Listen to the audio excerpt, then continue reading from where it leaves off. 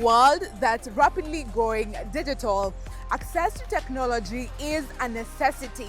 In today's show, we tell you of a groundbreaking initiative that's transforming the lives of Kenyans in the most underserved regions.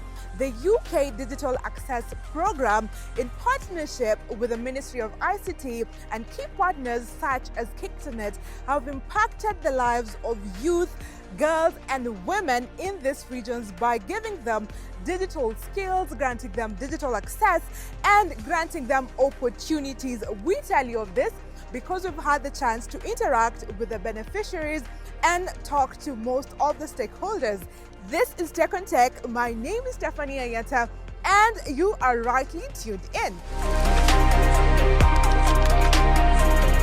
We begin with a nationwide celebration of a groundbreaking initiative that's been quietly but steadily changing the lives of thousands in Mandera and Busia counties.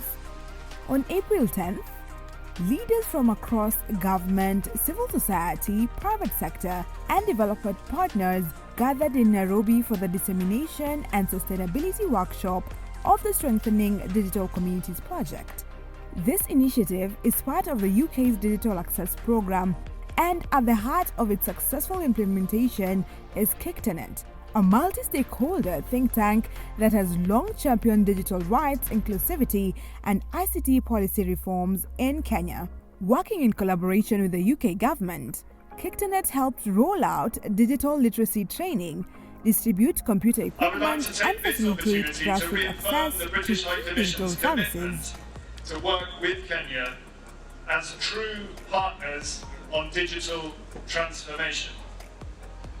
We in the United Kingdom have as much to learn from Kenya's tech innovators as the other way around.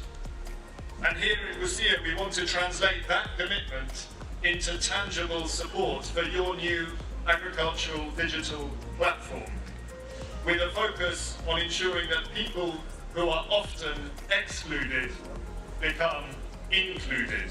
There are challenges in a Mandera context when it comes to connectivity, so just the fact that this programme is focused on that county is one that reflects this priority that we have with Kenya around targeting those areas that are excluded. The impact has been undeniable. Over 400,000 citizens, including youth, women, and small business owners in Mandera and Busia, have received foundational digital skills.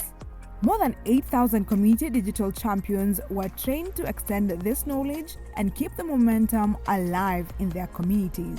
And with 150 computers distributed to Mandera County, the infrastructure needed to support long-term digital inclusion is now in place. Key leaders present at the workshop lauded the project's success. Governors and deputy governors from participating counties echoed these sentiments. Dr. Ali Mali Mohamud, Deputy Governor of Mandera County, painted a vivid picture of transformation, saying that the digital training had turned thousands of previously disconnected youth into confident, capable changemakers. We had a very robust program within our county plan to ensure that we do, some important milestones within the digital space. Fortunately, when this program came, it has really pushed our earlier commitment to another level, where now we were able to train about 2,000 trainers to reach out to the communities to give them the capacity and the access and the necessary content in digital technology. And the beneficiaries right now, we're talking about 80,000 or so. So we can see a very significant benefit in terms of how it has reached the people of Mandera. The national government, you remember His Excellency the President has the G2ME program and all the ICT plans for the entire country, which Mandera is part of the benefiting counties, where we have established various labs in many centers within Mandera. We have the county government itself establishing, ICT hubs, and we have this program. So all of them together, we have no choice but to have a plan to sustain, to ensure that our people can continue to benefit from this program. And what people need to know really is that Right now, digital connectivity is as important as healthcare services, it's as important as water, it's as important as the roads. Because all of those services that the county is providing, the backbone is ICT and digital capability and access. Wesley Kippigon Rutich, Governor of Elgeyo Marakwet and Chair of the ICT Committee at the Council of Governors, spoke to the long-term potential of these gains. I can tell you the last 2 years, we have seen a lot through the government now to actually, not even to implement, but to actually have the people start appreciate that digitization is actually an important component of our economy. And as the chair at the ICT Committee of ICT at the Council of Governors, I want to say that we have a lot of challenges in the counties when you want to transform. And the first challenge is that mental or the mindset of our community, Kenyans' mindset. Kenyans know that digitization is only to communicate on WhatsApp, communicate on Facebook, and post funny things just for fun, not even for monetization. Just Kenyans are just using it for the simplest of the simplest things. But the first challenge that we really need to fix as a country is mindset change, where people know that digital transformation is not only for just to communicate, but actually it is for productivity by making people access digital jobs, for digital marketing, accessing the global market, e-commerce. There are so many things that the digital superhighway, or even the digital transformation agenda can really support us. So that is the first challenge. The second challenge is connectivity. We still have very low connectivity, especially the far-flung counties like Elgeyo Marakwet, the northern Kenya, the North Rift and the northern Kenya. Of course, we have some counties which have good connectivity like Nairobi, but this is because of the being a capital. But I can say those of us who are in the village have a real challenge in connectivity. And the third is having the digital hubs. A village young man or a young lady who has just finished school, high school or college, may not be having access to computer, access to a smartphone. Therefore, the best thing would be we have digital hubs so that those children from those from very humble background can be able to come. That is the other challenge that we really face. And the other challenges that maybe we really need a lot of investment, finances challenges, but what we have really seen is that we can actually leverage on partnerships also. Arthur Odera, Deputy Governor of Busia, underscored the economic benefits already being felt on the ground. We have people going in the direction of content creation. We have people going in the direction of e-business. We have people going into the direction of setting themselves as a bridge between the producers and the buyers in the market. It will go in every direction. However, I must say we are very excited because of what this program has been able to achieve. The digital champions who are active, who have also been enabled to train others on basic digital skills. We have been able to reach 400,000 people as a minimum. We have been able to create 4,000 digital champions as a minimum, and they are active. A lot of them are active. They are also using their skills to educate others, and they are using their skills to earn a living. For us, that is the bottom line, that this education enables our young people to be able to earn a decent living, to be able to work, to be able to realize their potential, to be able to develop their own economies and the economies of the county. And indeed, the human stories told during the workshop say it all. From Busia, we met a young mother of two who used her newfound digital skills to grow her salon business through online marketing. Hii program imenisaidia sana in terms of my personal and business life. I'm a young mother of two, and before this training I used to struggle so much in terms of managing my business, in terms of managing my life, unajua. So after this training, before I didn't know much about could market my products using social media like TikTok, Facebook. Mimi nilikuwa naingia huku just to entertain myself. But after the training, it has really helped me because right now I know how to do my business in a better way. It has helped me in a way that now naweza reach bigger and larger audience, not just in our community, not just in our area. Right now, business yangu inaenda so well, and that's why I'm so happy and I'm so glad for this project.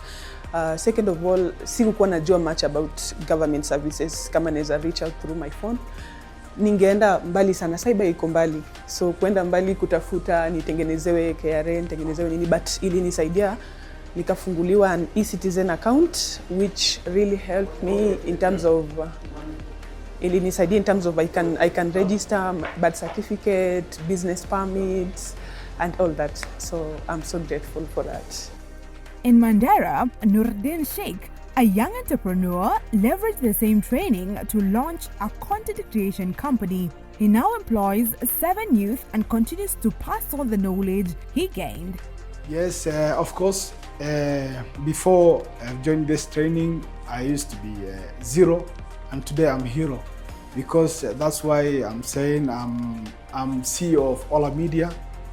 When I've started this training, when they trained me good. After that, I personally have trained 7, and now I'm a boss of 7 people who are now working with Ola Media, and that media is located in Mandera County. The project has also taken deliberate steps to ensure online safety and gender inclusivity. A key component involved tackling technology-facilitated gender-based violence. Through research, legal reviews, police and healthcare training, and even the development of multilingual awareness tools, the initiative has created safer digital spaces for vulnerable groups, especially women and girls.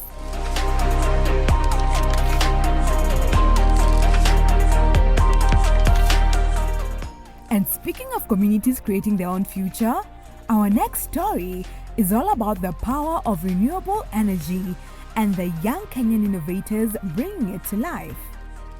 Meet SolarSpark, a clean energy startup that is revolutionizing access to electricity across Kenya, especially in areas that remain underserved by the national grid. Founded by 26-year-old Faith Nafula, SolarSpark's mission is twofold: to provide reliable, sustainable energy, and to do so in a way that empowers communities and creates jobs. Faith's journey into solar power began with hands-on experience in the energy sector. Driven by purpose and backed by technical know-how, she secured the necessary licensing and built her company from the ground up. SolarSpark is an engineering, procurement and construction company. So we offer solar solutions, that is solar power systems, hybrid systems for homes, schools, hospitals, residentials. We offer solar water pumping, which is currently what has been done here. That is solarizing boreholes. We offer off-grid systems. Those are solar off-grid systems that are not dependent on the grid. And we also offer solar street lighting. So we've been able to do at least 31 projects, most of them being solar water pumping and off-grid systems, because as it is right now, people are really adopting into solar and moving into a more sustainable source of energy, which is now solar. One of the most impactful installations so far has been at St. Hannah's Boys High School. Here, the company implemented a solar-powered water pumping system that now provides clean water to the school while significantly cutting down on electricity expenses. Ed Olamek, the company's lead engineer, explained that their solar systems are tailored to suit different environments, including colder regions. Here we have several things. This is the PV disconnect. This is what receives power from the solar arrays. After it has received power, it has a surge protection unit. It has a DC breaker and fuses. So the fusing protects the overcurrent from the solar arrays. The surge protection unit is there to absorb the surge. Because we have lightning and all any other thing, we have a lightning arrestor that is connected directly to the surge protection unit. From the PV disconnect, the PV power is taken straight into the inverter. The inverter converts the PV power, the DC power, into AC power, because most of the borehole pumps are AC pumps. So the conversion from the DC to AC is done by the inverter itself. Keeping in mind we have the safety factor on the sizing. So from there we also have input power from the AC, keeping in mind this is a hybrid system. So the AC power can be able to be converted. Let's talk, in a situation where you want to pump water during the night, you can be able to use the grid. But during the day, the system is fully on solar. What's more, the company trains local technicians, ensuring that the technology remains functional and that skills are transferred to the community. SolarSpark has already employed over 20 young people and continues to grow. But more importantly, it has become a model of green entrepreneurship, a business that balances profit with purpose. In both stories, from Busia to Mandera to Kajiado, we see a powerful theme emerge, that Kenya's future is being built from the ground up, powered by innovation and led by bold, visionary youth. That's it for this week on Tech and Tech. These stories remind us that with the right skills and opportunities, communities can not only survive, but thrive in the digital and climate-resilient economies of tomorrow.